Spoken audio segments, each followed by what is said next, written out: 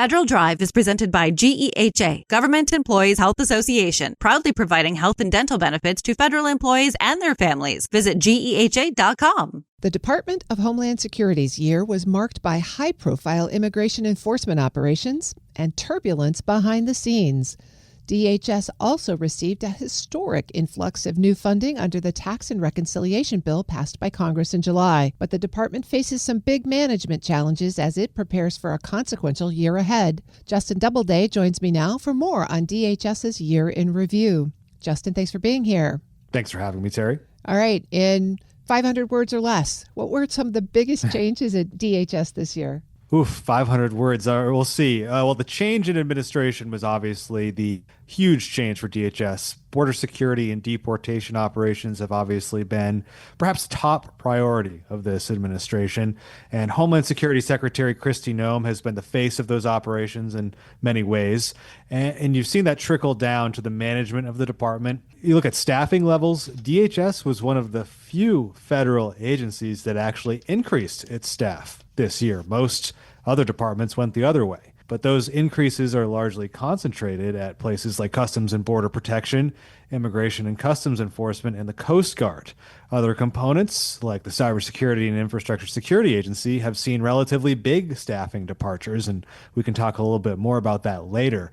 But suffice to say, there's been a huge change in priority at DHS over the last year. Secretary Noem, as you say, has certainly been the face of the department. How has she run it? Is she doing things differently than her predecessors? She certainly is. And I think one of the big things to look at that kind of exemplifies this change is the fact that she is really kind of controlling all of the big spending that happens at what is a very large department that spends a lot of money.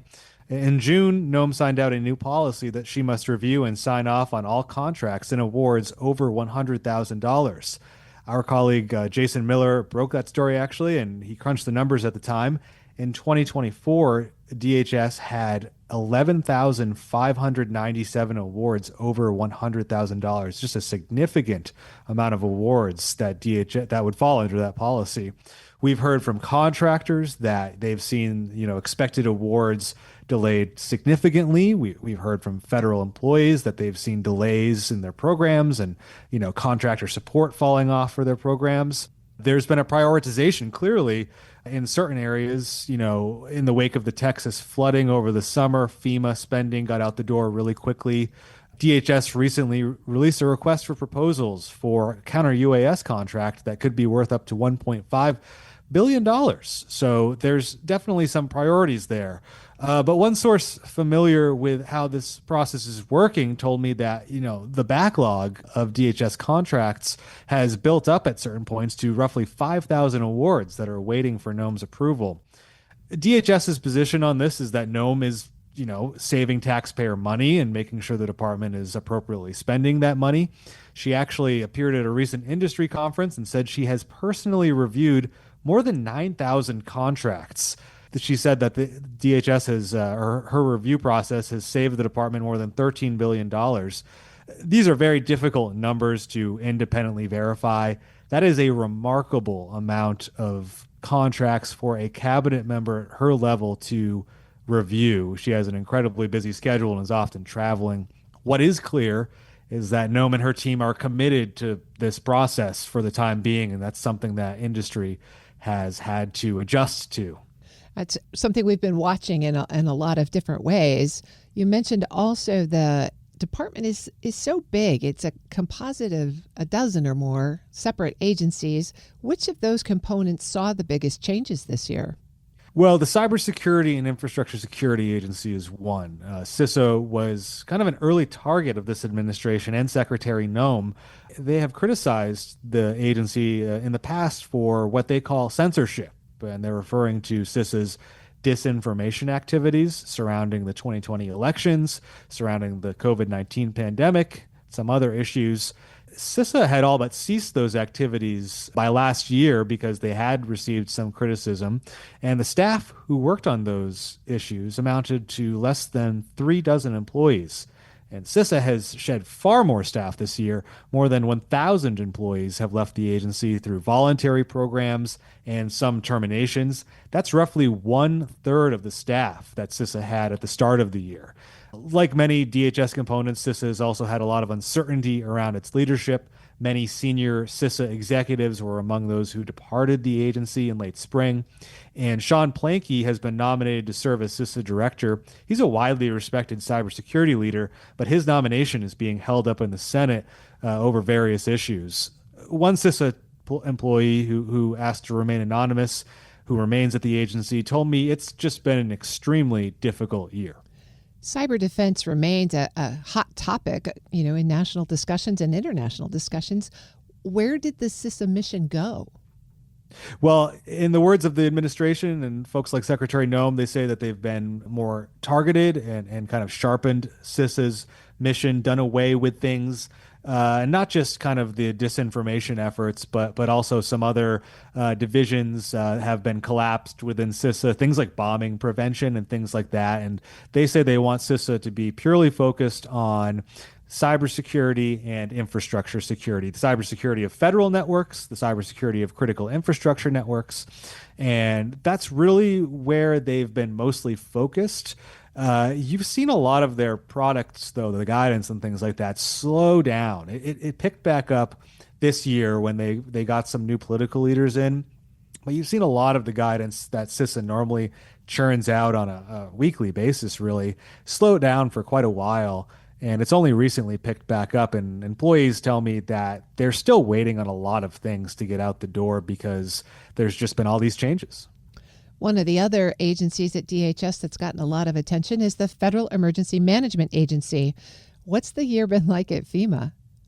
Well, similar to CISA, FEMA was kind of on the early target list of this administration. President Trump actually said within his first few days in office that they would get rid of FEMA and go to something else. And while administration officials have mostly backed off that type of rhetoric, they still appear to be angling to downsize the agency and shift more responsibility to state and local governments. FEMA has also shed a lot of staff. There was a Government Accountability Office report that came out earlier this fall. The number of active FEMA employees decreased from 25,800 to about 23,350, so about 2,500 employees over the course of the spring. That includes a lot of career staff who work up at FEMA headquarters. It includes 24 senior executives who departed the agency. So again, a lot of seasoned people, a lot of seasoned staff left FEMA this year. And the agency has had 3 separate acting leaders, none of whom have the extensive emergency management experience that a FEMA administrator typically has. Trump has not nominated anyone to serve as a permanent FEMA administrator, and we're still awaiting the recommendations of the FEMA Review Council. Those recommendations are expected to serve as a blueprint for this administration's plan for FEMA, but the council's recommendations were set to be voted on last week. The White House unexpectedly and at the last minute delayed that vote to whenever we will see next. With all of those changes, DHS still got a huge amount of new money in the One Big Beautiful Bill Act. What are they spending that money on, and where are they in terms of implementing those programs? Well, the bill included $165 billion in additional funding for DHS through 2029.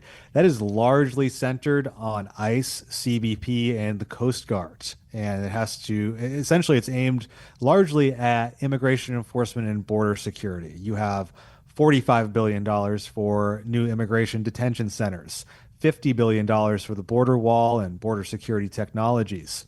$8 billion to hire 10,000 new ICE officers and $4 billion for CBP to hire 8,000 new agents. So a lot of spending on hard facilities, on technology, and on hiring. It's still very early in DHS actually spending this money. They haven't gotten a lot out the door. They were hoping to spend roughly $40 billion through the end of fiscal 2026 from that bill. So we will see if they hit that mark, but there's still a lot of money coming down the pipeline. Deputy Assistant Commissioner for the Office of Acquisition at CBP, Earl Lewis, spoke at a recent industry conference just about the challenge of moving quickly with this amount of new funding. We're trying to do competitive, we're trying to do things fast, limited resources, but I believe you have to have oversight in real time. You do not want to wait until the end. Unfortunately, that means that you have to balance allowing your folks to go and run, but then maybe slowing them down a little bit to think, to ask those questions, to make sure they have the proper guidance, to make sure they're working with legal, to make sure they looked at policy, to talk through things like that. Those are the types of challenges that when I think of OB3, how do you provide enough oversight without slowing the process down? With all these changes at DHS in 2025, Justin, what are you watching for coming into 2026? Definitely the confirmation and selection of senior leaders at the department. One thing to mention here recently is that Deputy Secretary Troy Edgar is now on his way out after less than a year on the job. He's been nominated to be the ambassador to El Salvador. He has extensive management experience at DHS from the first Trump administration, and before that, his departure leaves a major hole at DHS when it is, spending all this money through the One Big Beautiful Bill Act, when it lacks already a lot of senior confirmed leaders. So who will replace Troy Edgar? Who will fill other jobs at DHS headquarters and throughout many of the components? It just remains to be seen.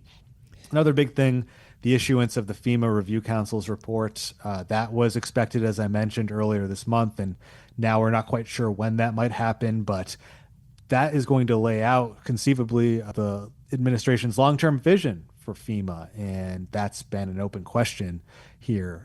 So that's a big one. And as we just talked about, the implementation of OB3, as it's being called, the One Big Beautiful Bill Act, how DHS, effectively hires thousands of new officers, how it spends funding on everything from border security technologies to Coast Guard ships. It's a huge bill. It's a huge task. Without a lot of senior leadership confirmed in place, how is Secretary Noem and the current department leadership going to handle that?